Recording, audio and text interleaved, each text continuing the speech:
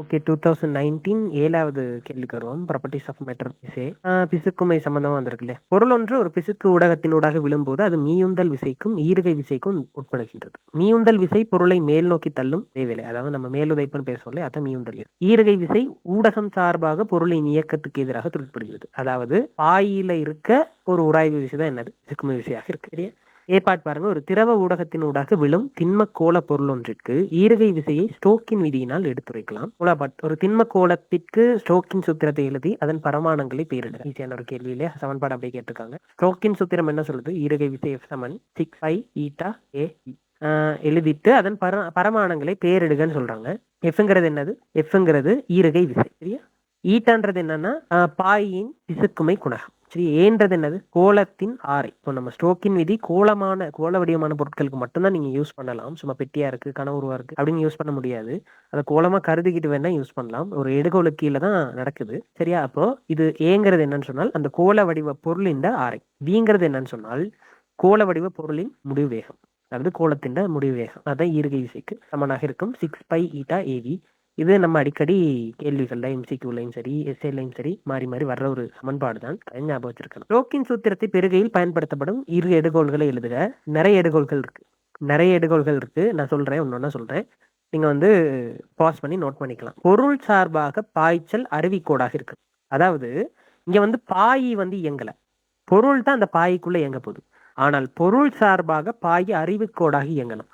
நீங்க ஒரு பாலை ஒரு திரவ நிழலுக்குள்ள நீங்க வீசிருங்க. வீசும்போது இவர் கொந்தளிப்பாக போகுமாக இருந்தால் இவர் மிக உயர்ந்த வேகத்துல கொந்தளிப்பாக போகுமாக இருந்தால் அருவிக்கோட்டு பாய்ச்சல் இல்லை. சரி, அது ஒரு சீரான அருவிக்கோடாக போகணும். அந்த டைம்ல தான் நீங்க ஸ்டோக்கின் விதி யூஸ் பண்ணலாம். அருவிக்கோடாக இருக்கணுமாக இருந்தால் நீங்க என்ன செய்யணும்? சின்ன வேகத்துல போடணும். பெரிய வேகத்துல போகும்போது இருந்தால் என்ன நடக்கும்? கொந்தளிப்பு பாய்ச்சல் உருவாகும். கொந்தளிப்பு பாய்ச்சலுக்கு ஸ்டோக்கின் விதி யூஸ் பண்ண முடியாது.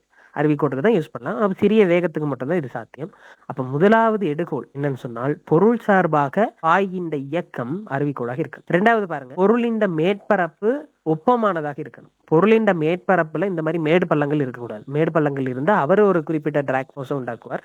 டிராக் போர்ஸ் எல்லாம் மாறும். கோளத்தின் மேற்பரப்பு ஒப்பமானதாக இருக்கணும். அது இரண்டாவது எடுக்கணும். மூணாவது, பாயில் உள்ள மற்றைய பொருட்களுடனும் அதே மாதிரி பாயி காணப்படும் கொள்கலத்தின் சுவர்களுடனும் இடைத்தாக்கம் இல்லாதிருக்கு. பாயில் காணப்படும் மற்றைய பொருட்களுடனும் பாயி காணப்படும் கொள்கலத்தின் சுவர்களுடனும் இடைத்தாக்கம் இல்லாதிருத்தல். இப்ப என்ன நடக்கும்னு சொன்னால், இப்படி ஒரு சின்ன பாத்திரம்னு எடுங்களேன். இந்த சின்ன பாத்திரத்துல இந்த ஓரத்துல நீங்க ஒரு குண்டை விட்டுட்டீங்க. இந்த பக்கம் இருக்க திரவ நிரல் இருக்கு இல்லையா, அவர் சுவரோடு ஒட்டிக்கிட்டு இருக்காரு. அப்ப அவர் இயங்க ட்ரை பண்ணுவார்? இயங்க ட்ரை பண்ண மாட்டார். இந்த பக்கம் அவருக்கு இயங்க ட்ரை பண்ண மாட்டார். ஆனா இந்த பக்கம் உள்ளது என்ன செய்யும்?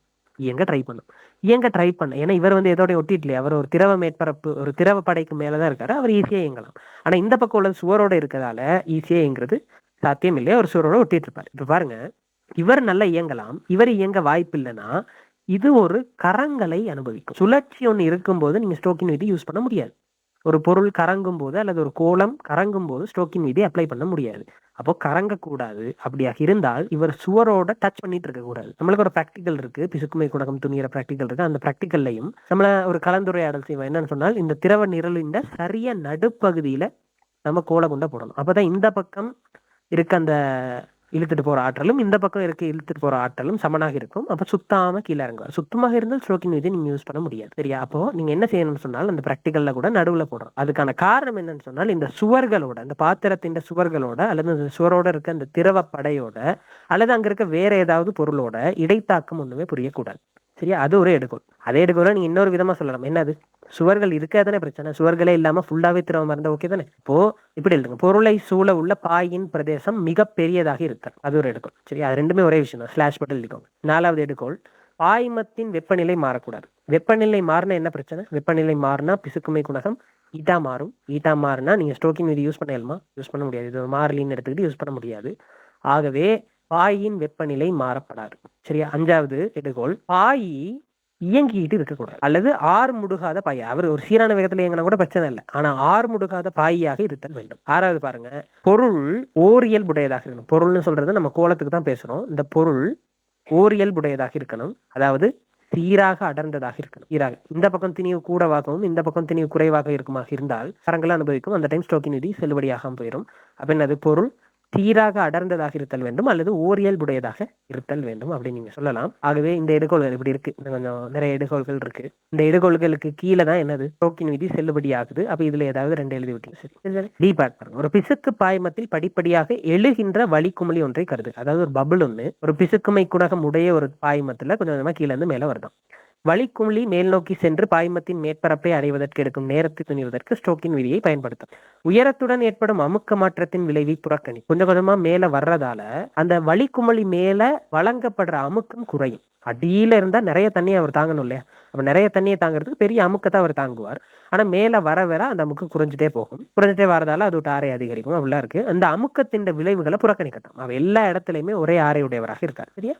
தரப்பட்ட நேரம் டீயில் ஒரு பிசுக்கு ஊடகத்தில் வழுக்குமொழி ஒன்றின் கனநிலை வேகம் VT ஆனது. VT சமன் அப்படி ஒரு சமன்பாட்டினால் தரப்படலாம். இங்கு VTயும் டோவும் தந்திருக்காங்க. ஆகிய முறைய வளிக்குமொழியின் இயக்கத்தில் முடிவு வேகமும் தளர்வு நேரமும் ஆகும். சரி, அப்ப சமன்பாடு அவங்க தந்துட்டாங்க. 1வது பாட்டு பாருங்க. B-ல 1வது ஒரு பிசுக்கு ஊடகத்தில் வளிக்குமிழி ஒன்றின் இயக்கத்தின் தளர்வு நேரம் 4 மைக்ரோ செகண்ட் எனின் ஓய்விலிருந்து அதன் கனநிலை வேகம் VT-யின் 50% அடைவதற்கு எடுக்கும் நேரத்தை கணிக்கும். இங்க VT-ங்கிறது முடிவு வேகம் தானே, அதை விட்டு ஹாஃபை அடையறதுக்கான டைமை கேட்கறாங்க. சரியா? இப்போ நம்மளுக்கு ஒரு தொடர்பு தந்திருக்காங்க. என்னது? VT சமன் இது டீல உள்ள ஃபங்க்ஷன். அது நேரத்தோட இருக்க ஃபங்க்ஷன். அதனால தான் அந்த பிராக்கெட்குள்ள டீன்னு போட்டு எழுதுது.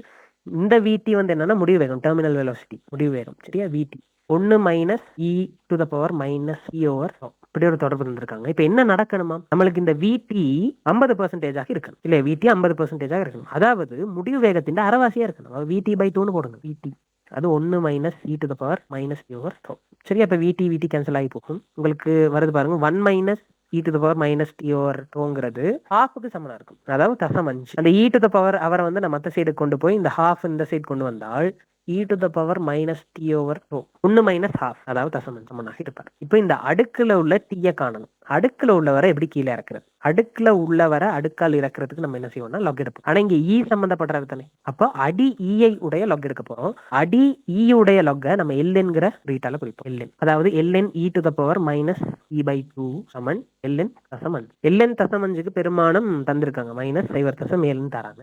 உன்னை விட சின்ன பெருமானம் மைனஸ்ல வரும். நல்லா நியாயம். இந்த மைனஸ் T/2 இருக்கார் இல்லையா? மைனஸ் T/2 அடுக்குல இருக்கார். அவர் முன்னுக்கு இறங்கிறார். அப்போ மைனஸ் T/2 மைனஸ் தசம் 7க்கு சமனா இருக்கும். மைனஸ் மைனஸ் கேன்சல் ஆகி போகும். அதுல இருந்து என்ன தந்திருக்காங்க? தளர்வு நேரம் தந்திருக்காங்க இல்லையா? தளர்வு நேரங்கிறது தளர்வு நேரம் 4 மைக்ரோ செகண்ட் தந்திருக்காங்க. அப்ப நீங்க T காணலாம். தசம் 7 இன்டூ 4 தர 10/6 எவ்வளவு வரப்போகுது? 2.8 தர 10/6 செகண்ட் அல்லது 2.8 மைக்ரோ செகண்ட் போட்டு வரலாம். சரி, 2வது பார்ட் பாருங்க. வளிக்குமிழியின் கனநிலை வேகம் VT-யின் 50% இருந்து 90%க்கு அதிகரிப்பதற்கு எடுக்கும் நேரத்தை கணிக்க ln தசம் 1க்கு தந்திருக்காங்க.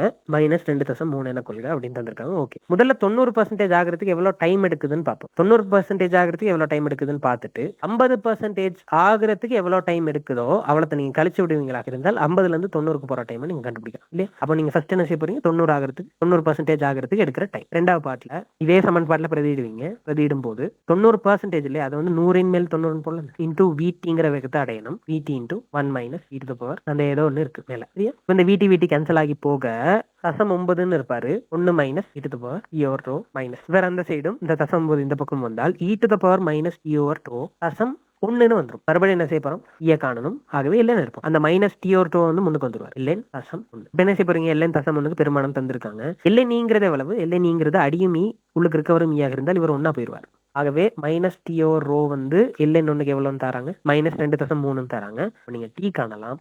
2.3 இன்டூ 4 தர 10/6 பெருக்கி எடுத்தால் உங்களுக்கு விட வரும் 9.2 தர 10/6 செகண்ட் அல்லது 9.2 மைக்ரோ செகண்ட். இப்ப பாருங்க, 50%ல இருந்து 90% அடையறதுக்கு இது என்னன்னு சொன்னால் ஓய்வுல இருந்து 90% அடையறதுக்கு தான் இவ்வளவு பெரிய டைம். இது இவ்வளவு பெரிய டைம் ஓய்வுல இருந்து 90% வரது. முதல்ல கண்டுபிடிச்ச டைம் இது எது? ஓய்வுல இருந்து 50% வரதுக்கான டைம் 9.2. இது ஓய்வுல இருந்து 90. அதுல இருந்து ஓய்வுல இருந்து 50க்கு வரது கழிச்சு விட்டீங்கன்னா சேர்த்து தசம் 4 6.4 தர 10/6 செகண்ட் மாதிரி வரும். இத்தனை செகண்ட் 50%ல இருந்து 90% வேகத்துக்கு போறதுக்கு 6.4 தர 10/6 செகண்ட் இருக்கு. மேலே B1லும் B2லும் பெற்றுக்கொண்ட விடைகளை கருத்தில் கொண்டு வளிக்குமிழியின் கனநிலை வேகத்தின் நேரத்துடனான மாறலை வரைபடுத்து. ஓகே, கிராஃப் நேரத்துடனான கனநிலை வேகம் VT. VTனா டெர்மினல்ல கனநிலை வேகம் T. ஆரம்பத்துல ஓய்வுல இருந்து ஸ்டார்ட் பண்ணிருப்பார். 50% வர்றதுக்கு எவ்வளவு டைம்? 2.8 தர 10/6, அதாவது 2.8 மைக்ரோ செகண்ட். ஆனா 50ல இருந்து 90க்கு போறதுக்கு கிட்டத்தட்ட இவர்கிட்ட 2 மடங்கை விட பெரிய டைம் எடுத்துக்கு இல்லையா? 50% ஆகுறதுக்கு சின்ன டைம். ஆனா 50ல இருந்து 90க்கு போறதுக்கு இவர்கிட்ட 2 மடங்கு டைமை விட பெரிய டைம்னு எடுத்துக்கிறார். இங்க வர அப்போ பாருங்க, யோசிச்சு பாருங்க, இங்க ஒரு புள்ளியும் இங்க ஒரு புள்ளியும் வரப்போகுது. கடைசியில என்ன நடக்கணும்? 100% VTக்கு வரணும், ஒரு முடி வேகத்தை அடையணும் இல்லையா? அதாவது கடைசியில இவர் VTயையும் அடையணும், அதுக்கப்புறம் மாறாம இருக்கணும். கடைசி அவருடைய வேகம் VTயாக இருக்கணும். அப்ப இந்த கிராஃப் புள்ளிகளின் படி இப்படி வந்திருக்கும், வந்து இதுக்கப்புறம் மாறாம இருந்திருக்கணும். இந்த வேகம் என்னவா இருக்கும்? VTயாக இருக்கும்.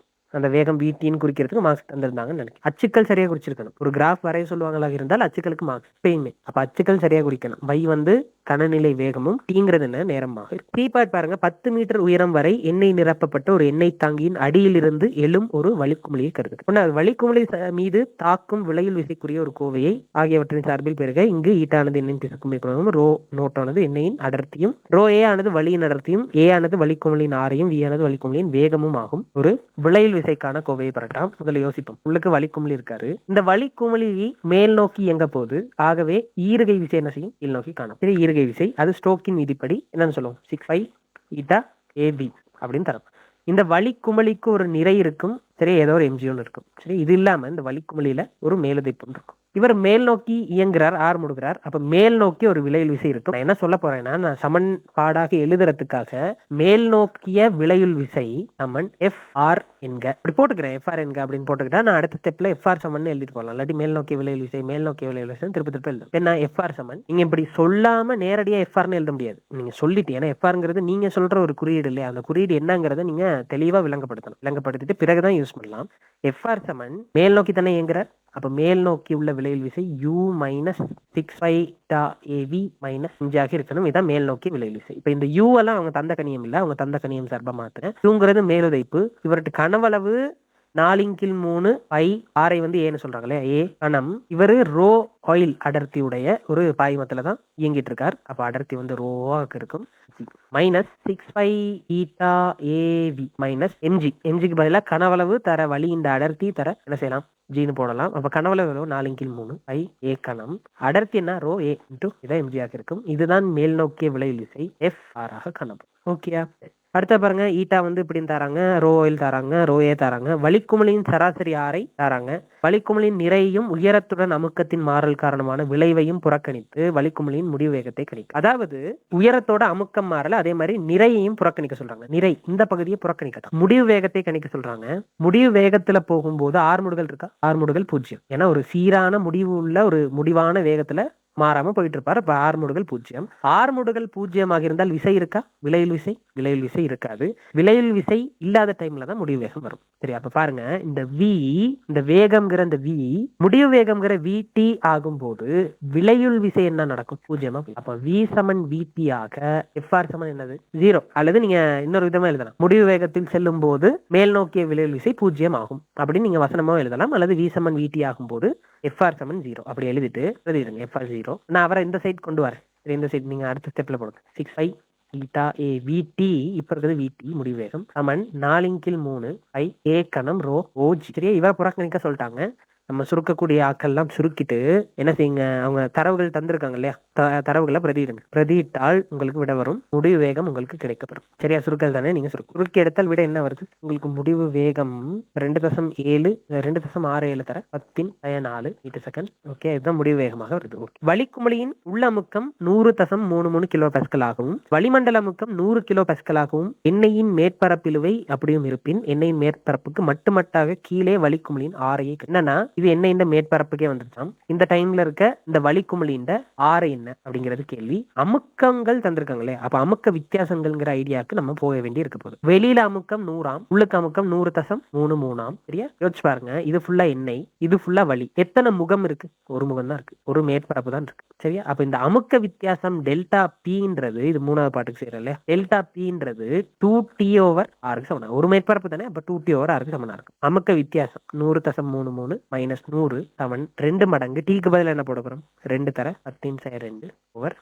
ஆரை இழுவாய் மாற்றம் செய்தால் உங்களுக்கு விட வரும் 1.21 தர 10/4 மீ. அடுத்த பாருங்க, உயரத்துடன் வளிக்குமிழியின் ஆரையினது வேறுபாட்டை கருத்திற்கொண்டு, அதாவது உயரத்தோட இப்ப ஆரை மாறப்போகுதாம், அதான் கருத்திற்கொள்ளட்டாம். கருத்திற்கொண்டு அதனது கனநிலை வேகத்தின் நேரத்திலான மாறலை வரைக. ஆரம்பத்துல கருத்திற்கொள்ளாமல் வரைஞ்சம், இப்படி வந்து மாறாம இருந்தார். இப்ப வந்து பாருங்க, அமுக்கம் என்ன செய்யும்? அந்த வளிக்குமிழி 10 மீட்டர் நீளமான எண்ணெய் தாங்கில, இதுல இவ்வளவு தூரத்துக்கு எண்ணெய் இருக்குன்னு வைங்களேன். இங்க இருக்கும்போது இந்த வளிக்குமிழி இவ்வளோ பெரிய எண்ணெய் நிரலை வந்து தாங்கணும். அப்ப இவர் மேல இருக்க அமுக்கம் எப்படி இருக்கும்? பெருசா இருக்கும். இவர் மேல இருக்க அமுக்கம் பெருசாக இருந்தால் என்ன நடக்கும்னு சொன்னால், இவர் சின்னதாகிறார். அந்த வளிக்குமிழி சின்னதாக இருக்கும். இவர் மேல வர வர அந்த வளிக்குமிழியின் ஆறு என்ன செய்யும்? பெருசாகும். இப்ப வீடுகள்ல ஃபிஷ் டேங்க் இருந்தா நம்ம பார்க்கலாம், அடியில இருந்து ஒரு வளிக்குமிழி உண்டாக்குமாக இருந்தால் அந்த வளிக்குமிழி மேல வரும்போது அவருக்கு சைஸ் பெருசாகிறத அவதானிக்கலாம். இதுக்கு காரணம் என்னன்னு கேட்டால் நீர்நிலையில் அமுக்கம். அந்த நீர்நிலையில் அமுக்கம் மேல வர வர குறையறதால வளிக்குமிழியின் ஆரை என்ன செய்யுது? கூடுது. வளிக்குமிழியின் ஆரை கூடுது இல்ல, ஆரையோட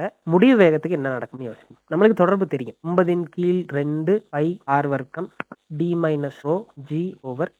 இந்த மாதிரி ஒரு தொடர்பு இருக்கு இல்லையா? இதென்ன என்னது? முடிவு வேகத்துக்கான சமன்பாடாக நம்ம பேசுவோம். அது என்னது?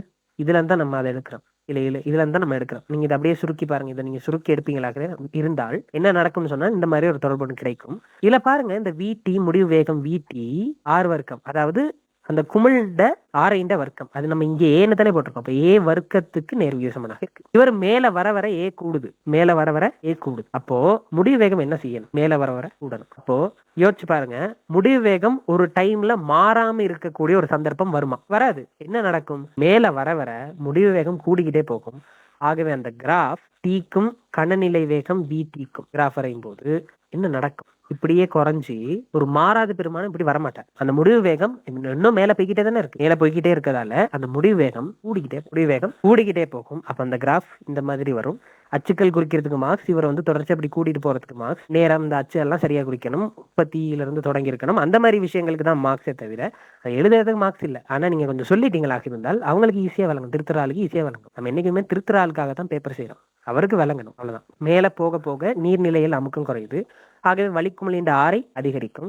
ஆரை அதிகரிப்பதால் VT நேர்விகித சமன் ஏ வர்க்கம் என்னும் தொடர்பின்படி முடிவு வேகம் அதிகரிக்கும். ஆகவே வளிக்குமிழி அடியிலிருந்து மேல் நோக்கி வர வர அவருடைய முடிவு வேகம் கூட்டிகிட்டே போகும். முடிவு வேகம் கூட்டிகிட்டே போவதாக இருந்தால் ஒரு கட்டத்துல மாறாமல் ஒரு முடிவு வேகத்துக்கு வரக்கூடிய ஒரு சந்தர்ப்பம் இருக்காது, தொடர்ச்சியாக கூட்டிகிட்டே போகும். அப்புறம் இந்த கிராஃபை வரைஞ்சு காட்டினீங்கன்னா உங்களுக்கு பூரணமாக மார்க்ஸ் வரும். இது ஒரு ஈஸியான கேள்விதான், நேரடியாக தொடர்புகளை யூஸ் பண்ணிட்டு போறது. இடையில ஒரு சமன்பாடு தராங்க, அதில் பிரதியீட்டு செய்யணும். அது எல்லாமே சிம்பிளான கேள்விகள் தான். நீங்க மறுபடியும் ஒருக்கா செய்து பாருங்க.